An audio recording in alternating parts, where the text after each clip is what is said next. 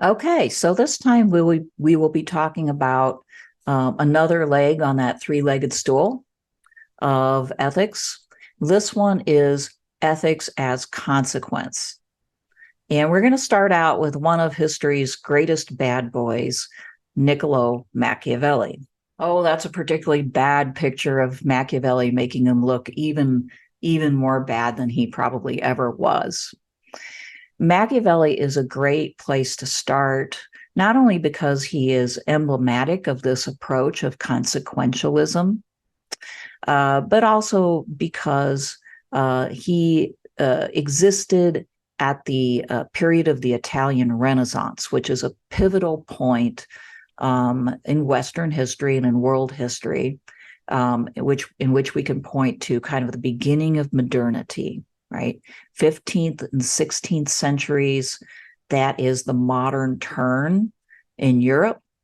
And Machiavelli is at the very beginning of this, early 16th century, late 15th, early 16th century figure.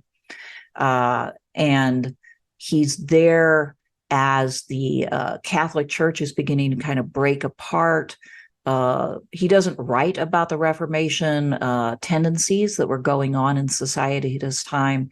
Well, it wasn't long before the Reformation began, after Machiavelli wrote one of his famous books, The Prince.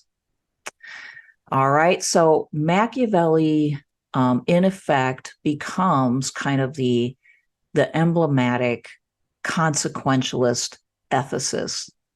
Okay. Now, he starts by arguing that a person who is a leader cannot afford to be good or just. Now, think right away about how much that contrasts with, say, Aristotle's approach, that precisely the leader is the person who must be good or they're going to be really dangerous. But here we have Machiavelli saying, no, especially a person in a leadership position cannot be good. And by that, he really means cannot be internally good, right? Cannot have a good character that prevents him from doing bad things. And he has a very important reason for that. He says there is such a gap between how one lives and how one ought to live. All right, that anybody who lives that way, who lives as someone else says you should morally, will simply be destroyed. I'll read this. It's a selection from page 15, right at the beginning of the part you have from Machiavelli's Prince. Machiavelli says, there is such a gap between how one lives and how one ought to live that anyone who abandons what is done for what ought to be done learns his ruin rather than his preservation. For a man who wishes to profess goodness at all times will come to ruin among so many who are not good. Hence, it is necessary for a prince who wishes to maintain his position to learn how not to be good and use this knowledge or not according to necessity. Okay, so why can a leader not be, why can he not choose to be good? Or why is a good leader who's internally good not going to be successful? It's because he's operating in a world full of people who are not good. And he's not just an individual who could retreat into the privacy of his home.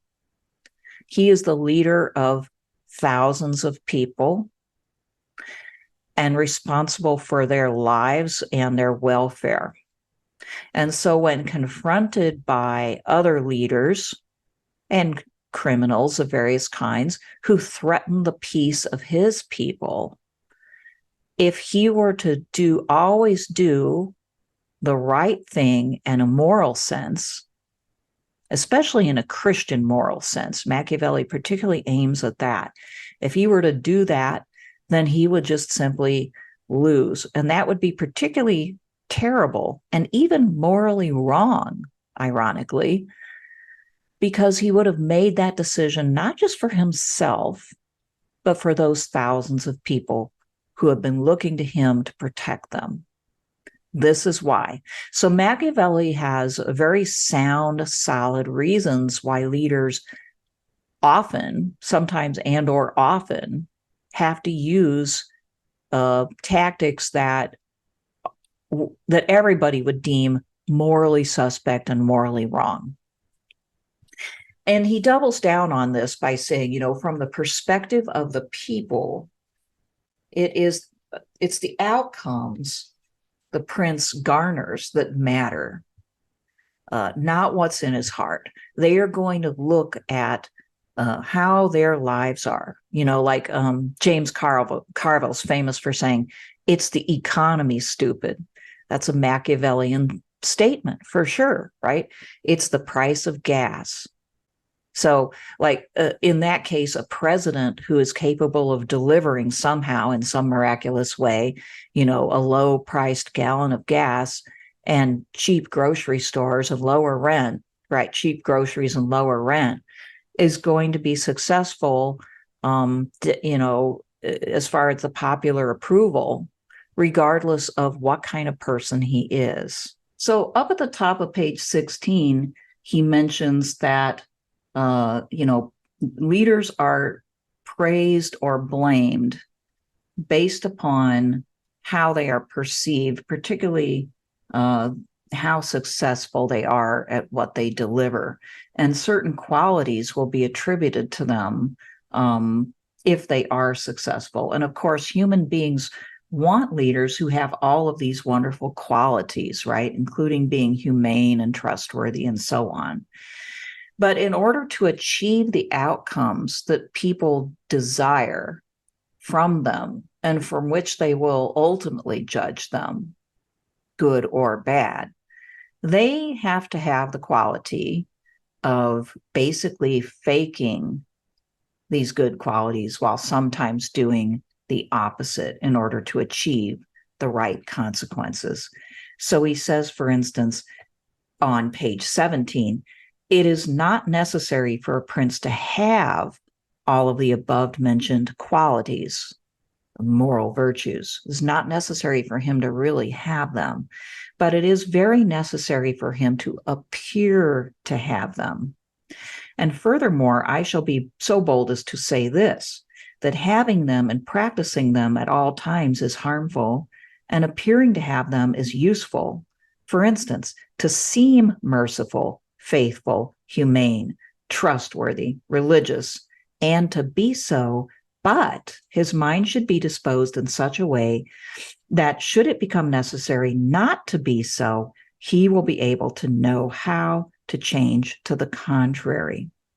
So, and further down, he says, so he should appear to be all mercy, all faithfulness, all integrity, all kindness. And he seems to, he says, there is nothing more necessary than for the prince to seem religious, but he must be able to do the opposite in order to achieve the consequences that the people desire. And whatever that is going to be good for the prince too. So this way of reasoning is what Machiavelli sort of gets labeled with as the phrase, the ends justify the means. There isn't a particular spot in The Prince that actually contains that phrase exactly, but it is not an untrue characterization of Machiavelli's reasonings. The ends, meaning the consequence, justify the means that you use, even if those means are, say, murder, assassination, lying, putting up a smokescreen, appearing to be one thing while doing another to keep the peace, and so on. So you can begin to see why Machiavelli had kind of a bad reputation, but he also is speaking to a truth of the human condition and often a truth of leadership. Another version of ethics as consequences is what we call utilitarianism. And it's sort of, I guess you could think of it as a branch off the Machiavellian tree. It's a brand of consequentialism that looks at the consequences for the majority by the measure of the happiness of the majority as subjectively defined by the majority. So It is the philosophy of John Stuart Mill, living during a time when European countries were democratizing, where there were democratic aspirations of continuing to grow this. And Mill, for instance, through his wife Harriet's influence, actually imagined that women would become a greater and greater part of democratic equality. And so it made sense for him to turn his attention to the consequences for the people as subjectively defined by them, right? As they would define it for themselves. What, in other words, as what they wanted to get out of their leadership and their government. So Mill's consequentialist ethics are eudaimonistic, meaning that they aim at happiness, right? They aim at happiness just like Aristotle's ethics did. But the utilitarian's happiness is subjectively defined by the majority, kind of like taking a poll about what the good is at the moment. Now, to a certain extent, the reality is this is the way it always is, right? The good is defined by the society, just as we've seen, right? The ancients define the good in sort of heroic terms. The medieval Christians define the good in terms of the beatific vision, and the moderns began to see the good as the good of commerce and the business person, right? So we've sort of acknowledged that already, but Mill acknowledges it explicitly, whereas these previous traditions would have said, no, we've got it right for all time. Okay. Mill is not so sure that's true, right?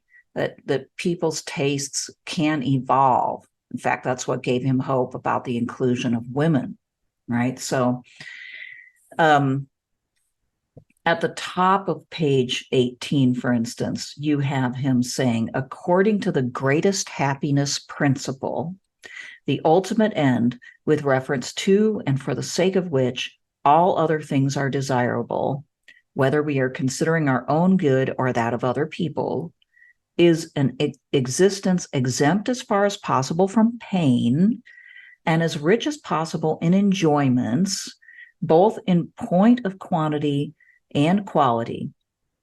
The test of quality and the rule for measuring it against quantity being the preference felt by those who, in their opportunities of experience, to which must be added their habits of self-consciousness and self-observation, are best furnished with the means of comparison. I wanted to add this because even though there's this democratic element, John Stuart Mill did want to insist that some people know better than others what's likely to make them happy, what's likely to make them and other people happy at the moment. Okay. Now, given all of that, I hope you can kind of understand why some people have a hard time with ethics as consequences in the Mill rendition, right? In effect, Mill is saying that what is good and what type of character maybe we ought to aim at ought to be determined by what the majority think. Maybe the majority influenced more by some of the people who have a little bit more sensibility than others, but nevertheless, the aim ought to be what the majority wants, what will make them happy. This can lead to, what if the majority believes that excluding certain races or religions will make them happy because the best life is to not be confronted by diversity? What if the majority thinks that it will make them happy to feed, whatever the latest thing is, to the lions in a sort of Roman Colosseum, right? Whoever they don't like, right? What if it's to put on the Hunger Games, to put prisoners through some sort of gauntlet, So there are many ways in which we can see that what makes the majority happy, sometimes the vast majority, which is what Mill would want, like the vast majority to be happy, those people would define it as something that is morally repugnant, or seems to be. And his notion that, well, a few will hopefully steer, and will sort of help lead and define people's tastes is a fairly weak check upon that human tendency, or the danger to become simply prejudiced and cruel. So when you turn a moral question, or a question about how to define the good, over to the majority, you are saying that there is no fixed right and wrong. And this is why some people consider this approach, consequentialism, to be sort of morally bankrupt. Nevertheless, it is important to take into account the consequences, whether in the Machiavellian sense or in the Millsian sense, of how the vast majority will receive whatever it is that is being decided. Mill's response to the criticism that I've just talked about, that his approach is sort of shallow and unprincipled, is that basically it's not like we've ever actually been able to agree on a set of principles and not argue about them. So Mill, like many of the modern liberal thinkers, not that he's a strict liberal, but in the same time period, were, looking at all the religious wars that had taken place, all of the ideological wars of ancient times, all the ways in which people have argued and fought with each other and disagreed and are still doing so, right, in his time. And he's saying, so when did that approach ever work out? Now, that's not exactly a full-throated defense of his approach. It's sort of like, well, you guys are wrong too, and maybe more wrong than me. But at least it's somewhat of an answer, and another one to contemplate, right? Like people who want to argue that we have to adhere strictly to a moral standard, and we'll be getting more to this next, right? The ethics as principle position. They are likely to create conflict because they use their ethics as principle as a sort of sword with which to divide people, to say, these people are right, these people are wrong. And Mill is saying, well, this is what always happens when we speak in these absolute terms. So to turn, the definition of good over to the majority to decide, and to decide how to pursue that, is not necessarily any worse. All right, so next we will be visiting ethics as principle, as at least first elaborated by Immanuel Kant.